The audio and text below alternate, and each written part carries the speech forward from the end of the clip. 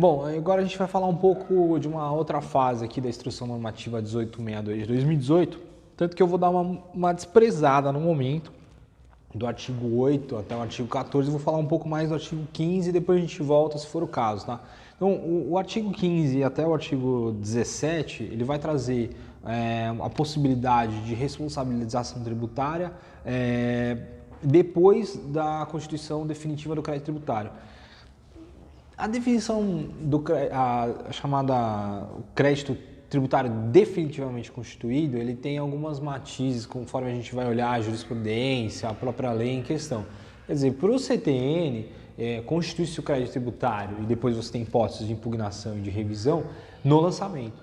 Agora, se você olhar, por exemplo, a medida cautelar fiscal, ele também a jurisprudência baseou-se um pouco nisso e ele fala que para fins da medida cautelar fiscal é basicamente quando você tem a constituição do crédito tributário ali no lançamento. Agora, para fins de eventualmente verificar o fim do procedimento administrativo, você pode ter uma diferenciação. É que parece aqui, ele chama de crédito tributário definitivamente constituído aquele que já houve o julgamento, então cujo lançamento houve o julgamento ou sequer houve o procedimento administrativo. Então, considera-se definitivamente constituído o crédito tributário cujo lançamento ou despacho decisório não tiver sido contestado por impugnação ou manifestação de conformidade, cujo lançamento ou despacho decisório tiver sido mantido ou parcialmente mantido por decisão definitiva em processo administrativo fiscal. Então é justamente isso que você tem, uma situação que eles chamam de definitivamente constituído quando você já encerrou o procedimento administrativo fiscal.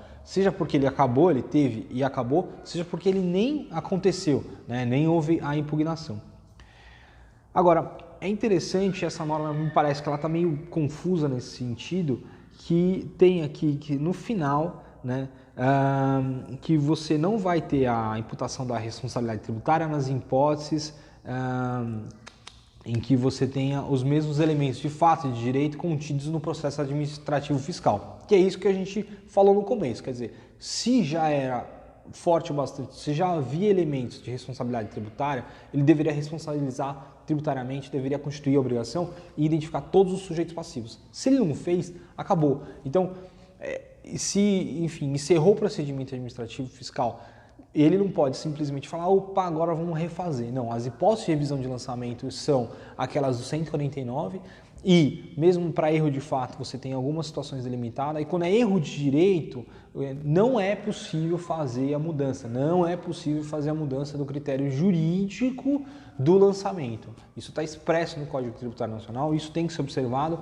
mesmo que algumas normas digam o contrário. Então, aqui ficou fora de ordem, ficou um Frankensteinzinho. Mas primeiro você olha o Código Tributário Nacional e você vê se é uma hipótese de alteração, de revisão do lançamento. Se não for hipótese de revisão de lançamento, você não vai falar do momento, de como você vai imputar. Isso está fora da regra. Então, essa é uma situação mais procedimental. E aí, a norma no artigo 18 vai trazer hipóteses que a gente até tratou um pouco sobre a suspensão de julgamento, suspensão de exigibilidade pelo julgamento, mas ele traz justamente que na hipótese de pagamento integral, tudo fica prejudicado, as discussões, e o pagamento aproveita aos demais. Claro, você não tem mais crédito tributário, você não vai falar de responsabilização, Acabou. E em caso de adesão parcelamento, você também vai ter a suspensão da exigibilidade em relação às pessoas. E aí ele fala que expressamente que o pedido de parcelamento deferido a um dos sujeitos passivos suspende a exigibilidade do crédito tributário em relação aos demais. Quer dizer, então você volta para aquela situação que a prescrição é a mesma, ou pois bem se cobra, ou pois bem já tem o prazo de prescrição. Então, é basicamente, e aí finalmente, feito isso, terminada essa questão, você vai ter o encaminhamento do crédito tributário para a Procuradoria da Fazenda, que vai fazer a inscrição em dívida. Então aí, inscrição em dívida gera a certidão de dívida ativa, que não é o lançamento, quando ele não se confunde, a certidão de dívida ativa é documento indispensável para ajuizamento da execução fiscal.